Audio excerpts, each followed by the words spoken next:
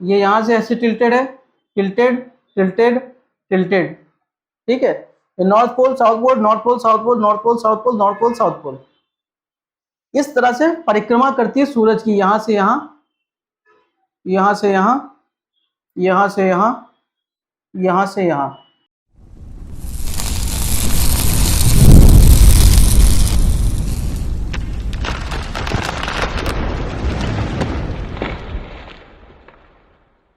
और नेक्स्ट हम लोग पढ़ेंगे रेवोल्यूशन। क्या पढ़ेंगे?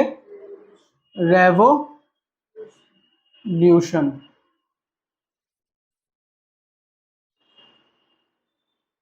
इसका क्या मतलब क्या होता है? परिक्रमा होता है। क्या होता है? परिक्रमा। रेवोल्यूशन मतलब परिक्रमा होता है। परिक्रमा का मतलब है किसी चीज के चक्कर लगाना, उसको बोलते हैं परिक्रमा करना। क्या बोलते हैं? परिक्रमा या परिभ्रमण बोलते हैं, दोनों चीजें बोलते हैं, परिभ्रमण और परिक्रमा। टर्म्स में कंफ्यूज नहीं होना। मान लीजिए हमने बोल दिया, जैसे हमने पिछले क्लास में ज्योग्राफी की बोला था, आयनोस्फीयर, आयनोस्फीयर को थर्मोस्फीयर भी कहते हैं। तो एक बार जाकर के अगर आपको लगता है कि हमने थर्मोस्फीयर पढ़ा है, आप सर आयनोस्फीयर कह रहे हैं, एक बार गूगल करके सर्च कर लीजिए, तो आपको समझ में आ जाएगा कि दोनों एक ही बात होती है। तो इतना आप लोग समझ जाइएगा कि कहीं कुछ आप लोग को लगता है तो गूगल कर लीजिए, और अगर हमसे गलती हुई है तो आप उसको करेक्ट कर लीजिए। हम भी इंसान हैं, गलती कर सकते हैं, हम भी चीजों को पढ़ते हैं। परिक्रमा का मतलब क्या होता है? देखिए सूरज है, ये क्या है? ये सन है, सूरज है, ये हमारी पृथ्वी है,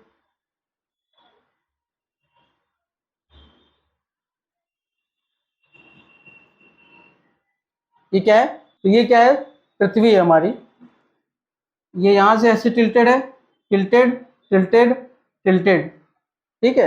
ये north pole south pole, north pole south pole, north pole south pole, north pole south pole, इस तरह से परिक्रमा करती है सूरज की, यहां से यहां, यहां से यहां, यहां से यहां, यहां से यहां, ऐसे घूमती रहती है सूरज के चारों तरफ। इसको बोलते हैं रेवोल्यूशन, परिक्रमा करना। आप देखोगे, आपको मैंने अभी पढ़ाया नहीं है, जब मैं पढ़ा दूंगा इक्वेटर के बारे में और tropic of cancer, tropic of capricorn के बारे में, तब आपको ये चीज़ और अच्छे से समझ में आ जाएगी। जब आप एक बार tropic of cancer, tropic of Capricorn पढ़ लेंगे, जब आप एक बार इक्वेटर पढ़ लेंगे, तो इस क्लास को एक बार आप लोग फिर से देख लीजिएगा। मैंने आप लोग को बताया कि इस क्लास को कम से कम आपको 3-4 बार देखना है, जिससे चीज़ें दिमाग में बैठ जाए। Tropic equator, tropic of cancer, tropic of capricorn, अभी आप देखोगे ये वाला जो नॉर्थ पोल, जो साउथ पोल हमारा आ रहा है, ये वाला, ये सूरज के बहुत करीब है ना? सूरज के करीब है। देखो इधर से रोशनी पड़ेगी, कहाँ पड़ेगी? इस एरिया में पड़ रही है ना, इस एरिया में। तो यहाँ गर्मी होगी, यहाँ सर्दी होगी। जब आपके भारत में, जैसे अभी मई जून का टाइम गुजरा है, तो बहुत गर्मी थी हमारे यहाँ पे, तब ऑस्ट्रेलिया में बर्फ पड़ रही थी। ऑस्ट्रेलिया आपकी दुनिया में ही है, पृथ्वी पर ही है, लेकिन जब आपके यहाँ गर्मी से आप परेशान है तो ऑस्ट्रेलिया में बर्फ पड़ रही है। और जब ऑस्ट्रेलिया गर्मी से परेशान होता है तो हमारे यहाँ पर ठंड होती है, हमारे यहाँ बर्फ पड़ती है।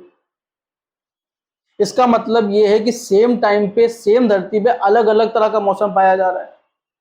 इसका मतलब है कि पृथ्वी जो टिल्टेड है, जब इस वाले पोर्शन पे होती है तब साउथ एरिया में क्या होता है? गर्मी होती है, क्योंकि सन की डायरेक्ट किरणें वहां पे पड़ रही होती है, तो वहां का जो टेम्परेचर है वो बढ़ा रहता है, वहां गर्मी रहती है।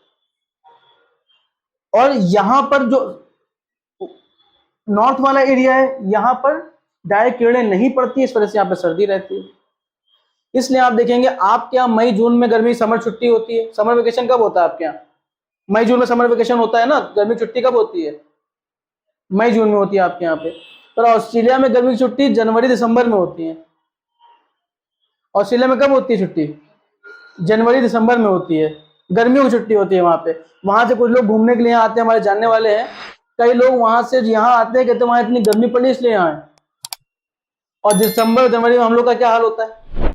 यहाँ जैकेट पहने हैं, यहाँ पर कैप लगाए हुए हैं, बिना रजाई के काम नहीं चल रहा, बिना कंबल के काम नहीं चल रहा, वो वहां गर्मी से भाग के आ रहे हैं।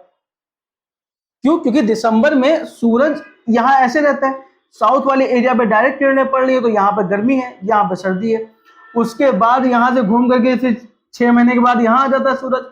तो सूरज की रोशनी देखो, ये नॉर्थ, ये नॉर्थ, ये साउथ, ये नॉर्थ, ये साउथ, ये नॉर्थ, ये साउथ, ये नॉर्थ और ये साउथ, देखो नॉर्थ वाला एरिया अभी साउथ वाला इसके पास है, यहाँ गर्मी पड़ी, यहाँ सर्दी पड़ रही है, ये घूमते घूमते घूमते घूमते घूमते यहाँ आ गया ऐसे ही। तो देखो अब ये वाला एरिया सूरज के पास है, सूरज तो हर तरफ से, सूरज भी तो स्फेरिकल है ना, सूरज भी हर तरफ से गर्मी दे रहा है, तो आप देखोगे सूरज भी स्फेरिकल है।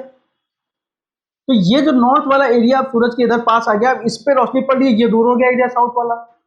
तो यहाँ पर अब नॉर्थ एरिया में गर्मी आएगी, साउथ एरिया में, सॉरी नॉर्थ एरिया में गर्मी आएगी, यहाँ साउथ एरिया में ठंडक पड़ेगी। अब तो क्या होता है, जो टिल्टेड है इसकी वजह से ऐसा हो रहा है। अगर मान लो ये सीधी होती तो यहां पर भी वही हाल होता, यहां पर भी वही हाल होता, फिर ये घूम के इधर आती, फिर यहां पर भी वही हाल होता। मौसम जैसा चल रहा है ऐसा नहीं चलता, फिर आपके यहाँ बहुत तरह की परेशानी आती जो कि झेल पाना बड़ा मुश्किल होता।